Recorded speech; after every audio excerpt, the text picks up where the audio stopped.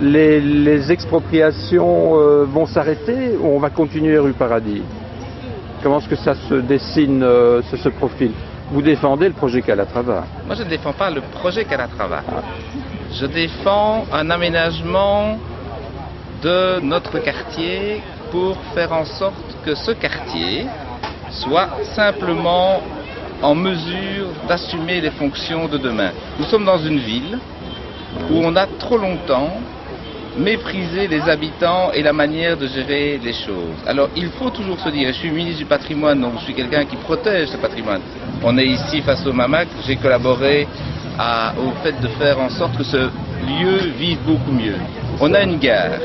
Je pense qu'il faudrait clarifier les choses et faire en sorte qu'il y ait un vrai projet qui montre vers où on veut aller, et deux, qu'on associe les habitants, parce que, je dirais, rue Varin, il y avait un certain nombre d'établissements de nuit, personne ne proteste. C'est vrai que quand on touche à l'habitat, il faut pouvoir dire, mais pourquoi le fait-on, comment le fait-on et avec qui le fait-on? Eh bien, ce que je demande, ce n'est pas de dire, je suis pour un projet, je suis contre un projet.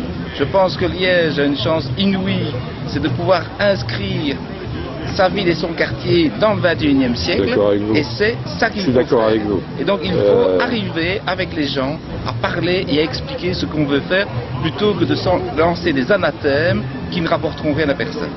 Absolument, mais vous êtes quand même sensiblement, vous avez présenté le projet Calatrava quand il a été inauguré. Donc vous ce que je dis, c'est que comme j'étais à Liverpool récemment pour le match Liverpool-Standard, j'ai parlé avec le maire de Liverpool, qui connaît des problèmes relativement similaires au bassin liégeois, parce que Liverpool est un grand port industriel qui a subi de grandes mutations. Bien, il réfléchit à comment faire en sorte que, pour sa ville, pour ses quartiers, il y ait des projets d'avenir. Et ce que je veux, c'est qu'on réinscrive Liège dans des projets d'avenir. Alors, la gare Calatrava, c'est un joyau. Nous sommes ici sur le site de la Bovry, on a le Mamac, on a la tour de Chauffeur, ce sont des joyaux.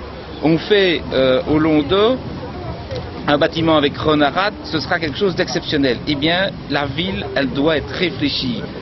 On ne doit pas momifier les villes, parce que lorsqu'on les momifie, cela veut dire simplement qu'on les laisse mourir, mais on doit les inscrire et répondre aux besoins de demain. Et donc tout cela, ça demande des réflexions et pas des choix. Et c'est pas en se disant, est-ce que vous allez supprimer telle ou telle maison? C'est ça que je vous pose la question depuis le début, c'est quel est votre sentiment? Votre cœur bat pour Calatrava ou pour Mon cœur, aujourd'hui, considère qu'il n'y a pas de projet concret, réel pour notre quartier qui correspond à mes aspirations. Pour le dire clairement, ni le projet Calatrava qui est une esquisse, ni l'autre qui me semble avoir été conçu un peu petit bras, ne me satisfait. Votre idéal, c'est quoi pour le quartier? Mon idéal, c'est de faire en sorte que ce soit un quartier qui incarne la ville de demain, qui soit bon à vivre pour les habitants et qui, je dirais, va à contre-courant de ce qui se passe depuis des années, c'est-à-dire un quartier fracturé, où les gens ont moins de qualité de vie qu'ils n'en avaient il y a 20 ans. Mais c'est ça qu'il faut faire, c'est rendre à ceux qui habitent là,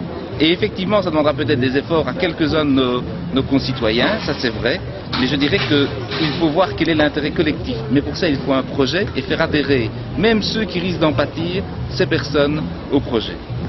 Donc concrètement, vous n'êtes plus pour des expropriations qu'on continue. On ne va pas poser le problème d'une expropriation s'il n'y a pas de projet. J'ai toujours dit, et je l'avais dit au moment de la campagne électorale, vous en souviendrez, moi je ne dis pas qu'il n'y en aura plus. Et la preuve, j'ai eu raison de le dire, puisqu'il y en a eu après. Mais faisons le projet et essayons surtout qu'il n'y ait pas de compétition entre les différents acteurs qui feront en sorte que les seuls qui payent la facture in fine, ce sont les habitants du quartier.